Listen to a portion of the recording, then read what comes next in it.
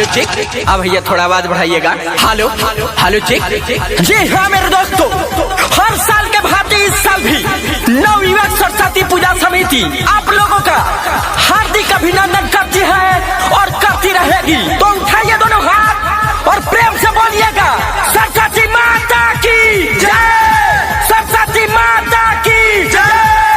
साल भर पर आती है विद्या देकर जाती है, साल भर पर आती है विद्या देकर जाती है। सरस्वती माता विद्या के दाता, सरस्वती माता विद्या के दाता, सरस्वती माता विद्या के दाता।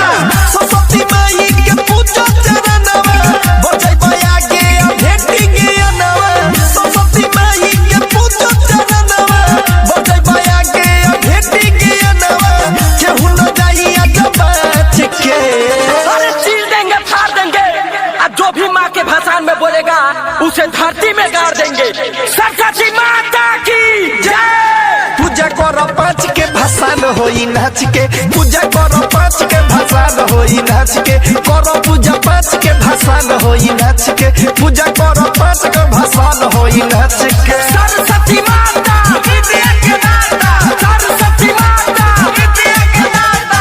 साल भर पर आती है विद्या देकर जाती है, साल भर पर आती है विद्या देकर जाती है, साल भर पर आती है विद्या देकर जाती है। Saurabh digital recording studio Motihari. फिर के न जाए के हूँ नजर घुमावो, सभे के आजू पारा शादी खियावो।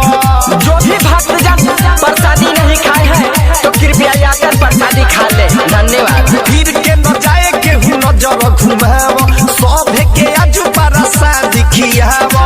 चलो घुमावो गाड़ी मलवा के टोली, केहू जे बोली तो चल जाई गोली। चलो घुमावो गाड़ी मलवा के टोली, केहू जे बोली तो चल जाई गोली। सुनल बात हम सच के,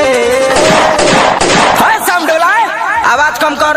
हाँ, एक आवश्यक सूचना, मेरे समिति के जितने भी सदस्यगण हैं, अगर मेरी आवाज को सुन रहे हैं तो सबसे पीछे एक लड़का ब्लू टी शर्ट पहना हुआ है और सामने वाले जो छत पे लड़की है उसको लाइन मार रहा है, तो उसको पता नहीं है कि लफुआ का भाषण निकला हुआ है। बोल दो सिस्टम में रहे। सरस्वती माता विद्या के दाता, सरस्वती माता विद्या के दाता। पूजा करो पाँच के भाषण होई नाच के, पूजा करो पाँच के भाषण होई नाच के, करो पूजा पाँच के भाषण होई नाच के, पूजा करो पाँच के भाषण होई नाच के। तो भाइयों एक शायर याद आ गया, कहते हैं कि शीशम की लकड़ी की सुगंध चंदन की लकड़ी से कम नहीं, शीशम की लकड़ी की सुगंध चंदन की लकड़ी से कम नहीं।